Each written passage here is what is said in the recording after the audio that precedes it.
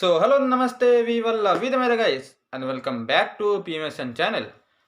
आज हम लोग बात करने वाले हैं डीसी के प्रोबेबली द लास्ट मूवी के बारे में जो कि है द एक्वामैन 2। एंड मैं यहाँ पर तुम्हें कोई स्पॉयलर्स नहीं दूंगा। मैं तुम्हें कम से कम चीज़ों के बारे में बताऊंगा एंड बाकी तुम मूवी देखने के बाद ही पता कर लेना।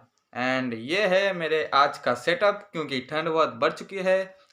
आई हैव नो अदर ऑप्शंस। मेरे पिंपल को इग्नोर करते हुए वीडियो को चलो स्टार्ट करते हैं।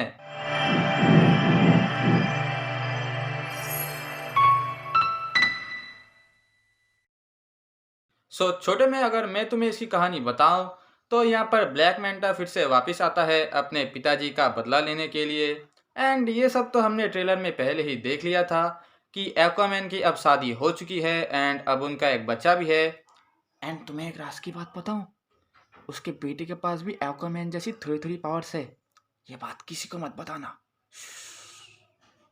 इसके बाद हम देखते हैं ब्लैक मांटा को जो कि बहुत ही पावरफुल हो चुका था because he have the black Trident obviously.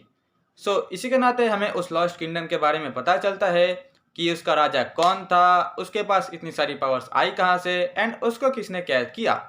देखो बेसिकली जो ब्लैक ट्राइडेंट था वो था कॉडेक्स का। अब जैसे ही ब्लैक मांटा को वो ट्राइडेंट मिला तो कॉडेक्स ने मान लो ब्लैक मांटा को काइंड ऑफ पोसेस जैसा कर लिया था एंड अब उसके ज़रिए कॉडेक्स अपने आप को आज़ाद करवाना चाहता है।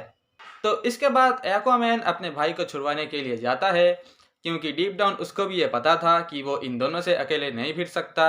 एंड इसके बाद वो अपने भाई को छुड़वाता है एंड उसके बाद जाकर के ये दोनों मिलकर उन दोनों विलन्स को मार देते हैं।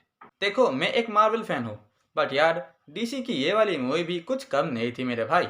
हाँ, मैं ये भी मानता हूँ कि हर एक चीज़ परफेक्ट तरीके से नहीं की जा सकती, तो यहाँ पर भी कुछ बैड साइड्स हैं। बट सबसे पहले हम इस मूवी के गुड साइड्स के बारे में बात करते हैं। देखो सबसे पहले जैसे कि जेम्स वॉन सर ने हमें बताया था कि ये मूवी एक रोमांस नहीं बल्कि एक ब्रोमांस वाली मूवी होगी जो कि हमें बहुत ही अच्छी तरीके से यहाँ पर नज़र आई।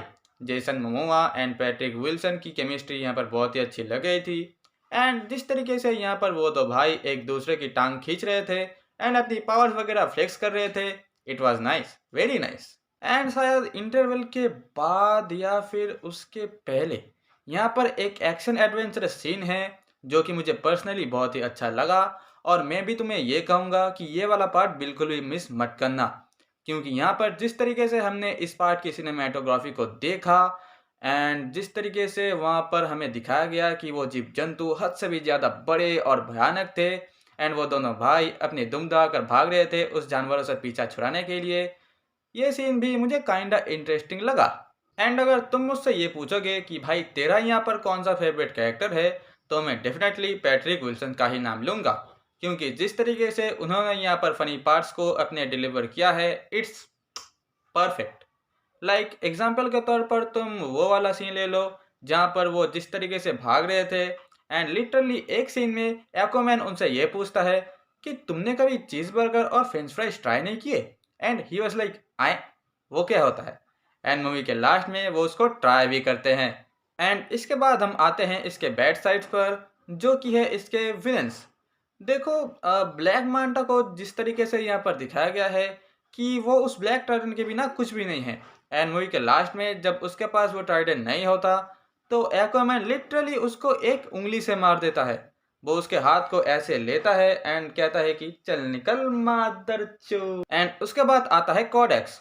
अरे मेरे भाई जब तुम लोगों ने उसको बाहर निकाल ही दिया था तो उसको भी थोड़ा फाइट करने का मौका दे देते, पर नहीं, एक्वामैन ने लिटरली 5 और 6 सेकंड्स के बीच में उसको मार दिया। Wow, what a villain, wow. And अब इसके बाद जो मैं कहने जा रहा हूँ वो तुम्हें शायद थोड़ा सा अच्छा ना लगे बट समहाउ आई फील कि इन लोगों को द लॉस्ट किंगडम के बारे में ऑडियंस को और भी थोड़ा ज़्यादा बताना चाहिए था क्योंकि देखो ट्रेलर और टीजर में तो हमने उतना देख ही लिया था कि हाँ यहाँ पर दोनों भाई थे, उनके बीच लड़ाई हुई, एक था अच्छा और एक था इविल। अच्छे वाले भाई ने इविल वाले भाई को कैद कर दिया और बस कहानी ख़त्म। एंड अगर हम इन चीज़ों को साइड में रख दें तो मूवी बहुत ही अच्छी है, तुम इसको जाकर देख सकते हो। एंड अगर इसके बाद तुम्हारी भी कुछ राय है तो तुम मुझे अपने कमेंट्स में ज़रूर बताना एंड लाइक शेयर सब्सक्राइब तुम अपने हिसाब से कर देना। बाकी मैं चलता हूँ, मैं तुमसे फिर मिलूँगा किसी नए वीडियो किसी नए टॉपिक के साथ। तब तक के लिए अलविदा।